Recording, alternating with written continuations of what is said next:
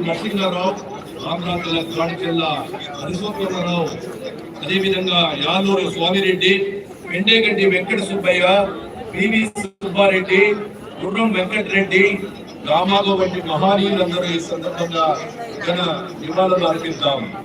స్వాతంత్ర దినోత్సవం సందర్భంగా పురస్కరించుకొని గౌరవ రాష్ట్ర ముఖ్యమంత్రి శ్రీ నారా చంద్రబాబు నాయుడు గారి నాయకత్వంలో నంద్యాల జిల్లాలో చేపట్టనున్న అభివృద్ధి సంక్షేమం కార్యక్రమంలో సంక్షిప్త సమాచారాన్ని ఈ సందర్భంగా మీ ముందు ఉంచుతున్నాను.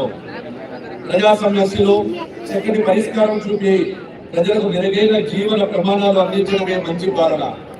పేదరిక నిర్మూలనే లక్ష్యంగా వినూత్న రీతిలో ఆలోచనలు చేసి మంచి నిర్ణయాలు తీసుకుంటే భవిష్యత్తు తరాలకు మేలు జరుగుతుంది.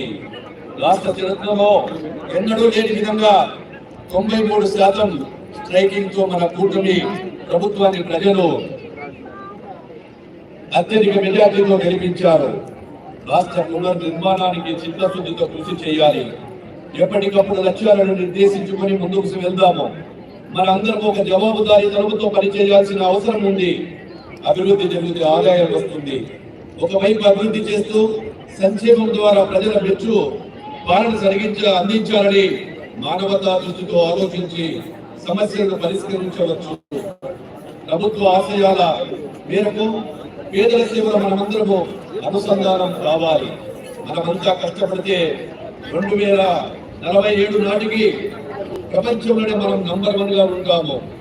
ఎన్నికల సందర్భంగా ప్రజలు ఇచ్చిన హామీల మేరకు అధికారంతో చేపట్టిన తొలి రోజే mega DSC, land titling act రద్దు, ఎన్టీఆర్ భరోసా పింఛన్ల పెంపు, అన్నా క్యాంటీన్ల పునరుద్ధరణ, నైపుణ్య గణన ఫైళ్లపై గౌరవ ముఖ్యమంత్రి మరియు ఎలుసంతకం చేసి ప్రజలపై తనకున్న విశ్వసనీయతను ఆప్యాయతను చాటుకున్నారు.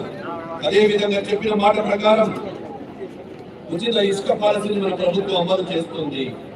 ఎన్టీఆర్ భరోసా పింఛన్ కానుక రాష్ట్ర ప్రజల ఎన్నికల మేనిఫెస్టోలో ఇచ్చిన హామీల మేరకు ప్రభుత్వం అధికారం చేపట్టిన 18 రోజుల్లోనే కీలక హామీగా నెరవేరుస్తూ జూలై నెల పింఛను 4,000, ఏప్రిల్, మే, జూన్ మాసాల పింఛన్ పెంపు 3,000 వెలిసి మొత్తం 7,000.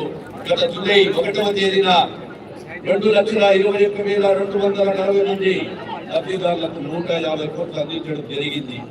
సామాజిక భద్రతా పింఛను ఇంత మొత్తంలో అందించడం దేశ చరిత్రలో ఒక రికార్డ్.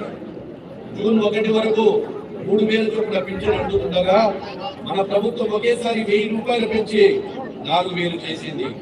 ఈ మేరకు వృద్ధులు, వితంతువులు, ఒంటరి మహిళలు, చేనేత కార్మికులు, కనుగీత కార్మికులు, మత్స్య కార్మికులు, చర్మ కార్మికులు, డప్పు కళాకారులు, హిజ్రాలు, హెచ్ఐవి బాధితులు కళాకారులకు 3,000 నుంచి 4,000 పెంచాము.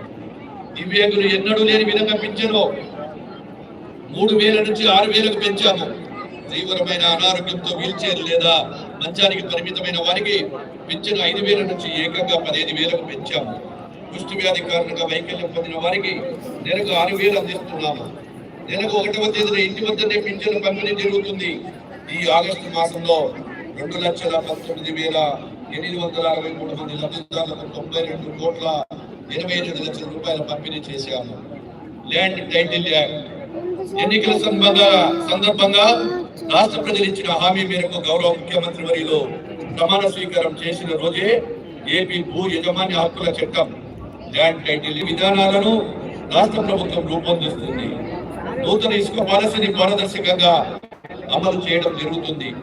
సహజ వనరులైన ఇసుక అక్రమ రవాణాను అరికట్టడానికి రాష్ట్ర ప్రభుత్వం గట్టి చర్యలు తీసుకుంటుంది. అన్నా క్యాంటీన్లు ఎన్నికల్లో ఇచ్చిన హామీని నెరవేరుస్తూ పట్టణ ప్రాంత పేద ప్రజల కోసం ఆకలి తీర్చేందుకు రాష్ట్ర వ్యాప్తంగా 100 అన్నా క్యాంటీన్లను గౌరవ రాష్ట్ర ముఖ్యమంత్రి వర్యులు నేడు ప్రారంభించడం జరుగుతుందని తెలపడానికి ఎంతో సంతోషిస్తున్నాను. వీలైనంత త్వరలో దశల వారీగా అన్ని ప్రాంతాలలో అన్నా క్యాంటీన్లు ఏర్పాటు చేసి ప్రభుత్వం చేపట్టడం జరుగుతుంది. మన జిల్లాలో ఈ రోజు 6 అన్నా క్యాంటీన్లను ప్రారంభించుకుంటున్నాము. ప్రజా సమస్యల పరిష్కార వేదిక ప్రజల సమస్యలను సత్వరం పరిష్కరించేందుకు ప్రజా సమస్యల పరిష్కార వేదిక కార్యక్రమాన్ని ప్రభుత్వం ప్రతిష్టాత్మకంగా చేపట్టింది. నూతన మన ప్రభుత్వం ఏర్పడిన 2024 జూన్ లాభసాటిగా మార్చి రైతుల ముందాలనేది ప్రభుత్వ ఆశయం. తగ్గించి రైతులకు ఆదాయం పెంచేందుకు ప్రకృతి సేద్యాన్ని శాస్త్రీయ వ్యవసాయ విధానాలను ప్రోత్సహించాలి.